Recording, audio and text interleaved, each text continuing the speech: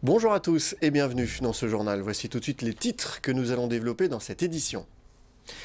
Peut-être un espoir d'indemnisation pour Saint-Leu-la-Forêt qui avait contracté des emprunts toxiques auprès de la banque Dexia. Le maire se bat depuis 2011 devant les tribunaux et 2 décisions de justice pourraient rendre ces contrats illicites et ouvrir donc la voie à une indemnisation. Toutes les explications dans un instant. Une idée de sortie ensuite avec une expo photo au musée Louis Sanlec de l'Isle-Adam, dans le sens du paysage d'Olivier Verlet. Propose des photographies en noir et blanc et en argentique dans le plus pur style des photographes paysagistes du 19e siècle. Visite guidée en fin de journal. Depuis maintenant 6 ans, le maire de Saint-Leu-la-Forêt bataille devant les tribunaux pour faire annuler les emprunts toxiques contractés par l'ancienne équipe municipale. 2 récentes décisions de justice laissent entrevoir la possibilité à la ville de pouvoir prétendre à une indemnisation. Toutes les explications dans ce reportage. À son arrivée en 2008, Sébastien Meurant découvre que 40% de la dette de Saint-Leu-la-Forêt est composée d'emprunts toxiques indexés sur le taux d'une monnaie étrangère. Un emprunt de 8 millions d'euros sur un taux censé être fixe. Malheureusement, ce taux fixe M n'était pas fixe, il était basé sur une parité entre l'euro et le franc suisse. Et évidemment, comme le franc suisse est plutôt apprécié par rapport à l'euro, eh bien notre coût de crédit a explosé. Il a explosé puisque, en fonction de la différence entre ces 2 monnaies, il y avait un coefficient multiplicateur qui faisait que plus le franc suisse s'appréciait, plus notre crédit explosait. Donc on s'est retrouvé avec des taux à 25, 26, 27, 30%. La dette explose et la ville se retrouve rapidement étranglée financièrement. Après l'échec des négociations avec les banques, le maire décide alors de porter plainte devant les tribunaux en 2011. La justice donne d'abord raison à la ville avant qu'une loi de 2014 vienne invalider la décision de justice. Saint-Leu perd ensuite en appel et attend désormais le résultat de la Cour de cassation. Mais pendant ce temps, la justice se penche sur d'autres victimes d'emprunts toxiques. Et 2 décisions récentes ont prononcé la nullité des contrats qui imposaient aux emprunteurs de rembourser le prêt en devises étrangères. Des décisions de justice qui pourraient s'appliquer au cas de Saint-Leu-la-Forêt et donner lieu à des indemnisations. Cette décision voudrait dire que depuis le début, donc ça a été signé en octobre 2007, nous sommes en 2017, depuis le début, les taux seraient recalculés selon à 0. Donc ces 8 millions d'euros, nous les emprunterons à 0, ce qui change par rapport à 26%, 27%, puisque ça varie, je vous le rappelle, tous les trimestres. Donc ça veut dire que donc la banque devrait nous faire un gros chèque, et surtout ça nous assurerait sur l'avenir, puisque ces prêts durent jusqu'en 2035. Mais pour mettre fin à ce long feuilleton judiciaire et espérer être indemnisé, Saint-Leu doit attendre le résultat de la Cour de cassation, d'ici à 2 ans selon Sébastien Meurant, pour enfin solder le délicat dossier des emprunts toxiques. En bref, maintenant, l'inspectrice académique du Val d'Oise, nommée au ministère de l'Éducation nationale, 5 ans après son arrivée à la tête de la direction des services départementaux, Martine Gauthier a quitté ses fonctions. Elle rejoint pour 1 an le ministère où elle devient sous-directrice de la gestion des carrières des personnels d'encadrement. Dans l'attente de la nomination d'un successeur, c'est Jean Hubac, le directeur académique adjoint, qui assure l'intérim.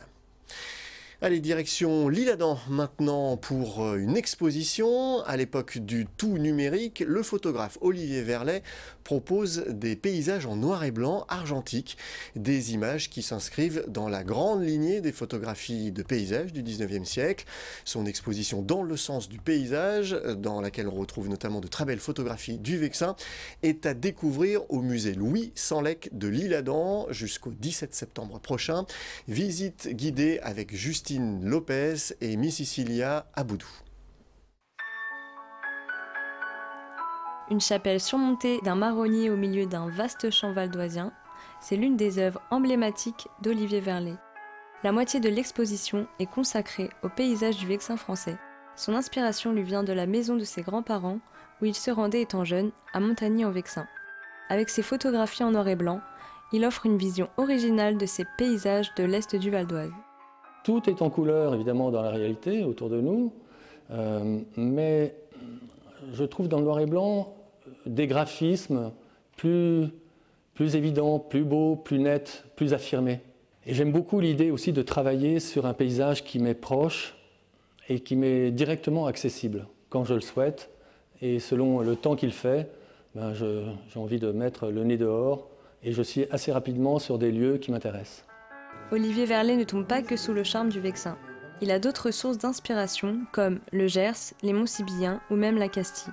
Son objectif, partager sa passion pour les paysages. À travers ces expositions, c'est surtout le plaisir de pouvoir continuer à faire ce que l'on aime et de rebondir d'une exposition sur l'autre, de faire des rencontres, de pouvoir communiquer autour de ce que l'on aime faire.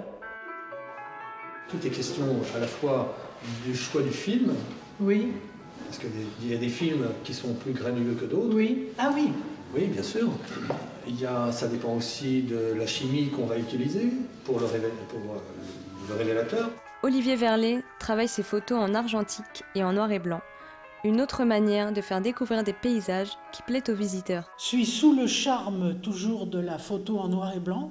De plus, je suis natif du Vexin, donc c'est une région que j'aime beaucoup, que j'admire régulièrement et que je vois ici vraiment dans toute sa splendeur. Pour être transporté au cœur du Vexin, vous pourrez admirer cette exposition du 23 avril au 17 septembre au musée Louis Saint-Lec de l'Isle-Adam. Voilà, ce journal est terminé. Je vous en rappelle le principal titre.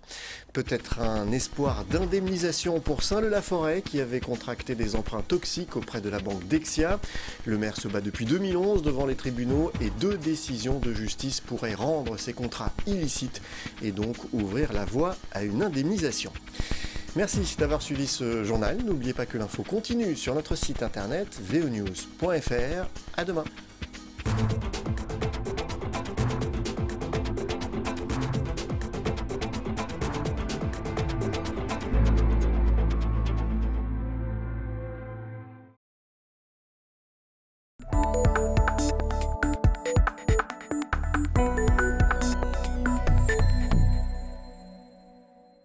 Un homme vient de tomber dans une fosse d'une hauteur de 7 mètres.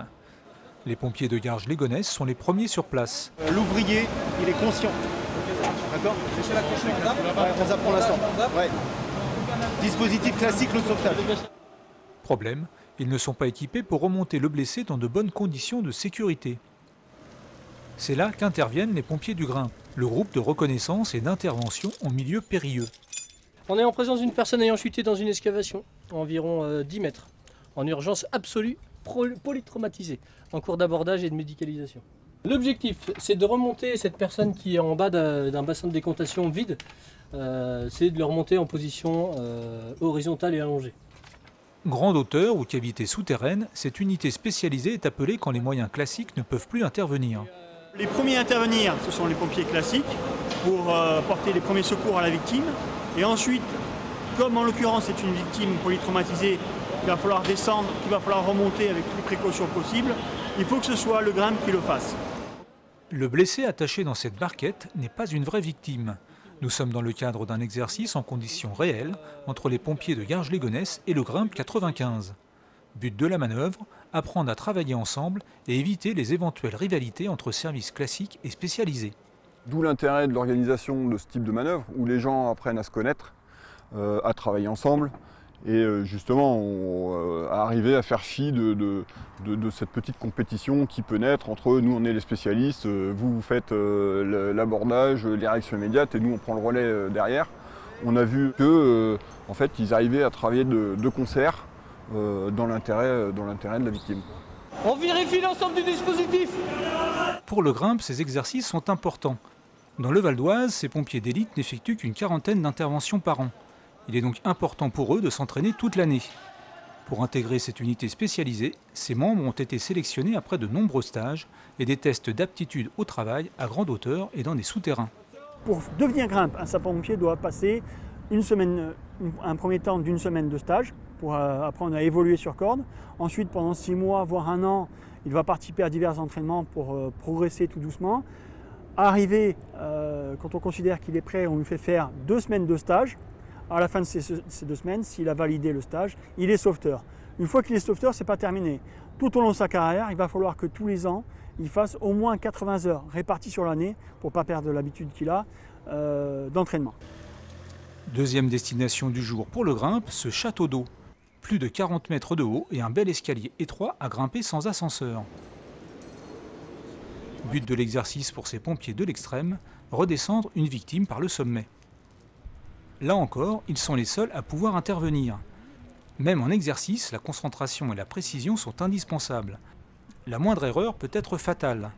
À cette hauteur, même pour ces habitués du vide, les émotions sont au rendez-vous. Il y a une part d'adrénaline qui fait partie du plaisir, hein, bien sûr. Bien sûr. Surtout sur des hauteurs comme celle-ci, là, je vous annonçais qu'il y avait à peu près 45 mètres de hauteur. Sur le Val d'Oise, c'est très rare qu'on aille à des hauteurs aussi hautes. Généralement, c'est des interventions, des évacuations d'appartements. Et maximum, on va à 8-10 étages, quoi. Donc, ce qui représente maximum 30 mètres, ou la hauteur d'un moyen aérien. Donc c'est toujours intéressant pour nous de travailler avec. Plus de 20 ans après sa création, le grimpe du Val d'Oise comprend une quarantaine de pompiers répartis sur les casernes d'Auny et d'Aubonne.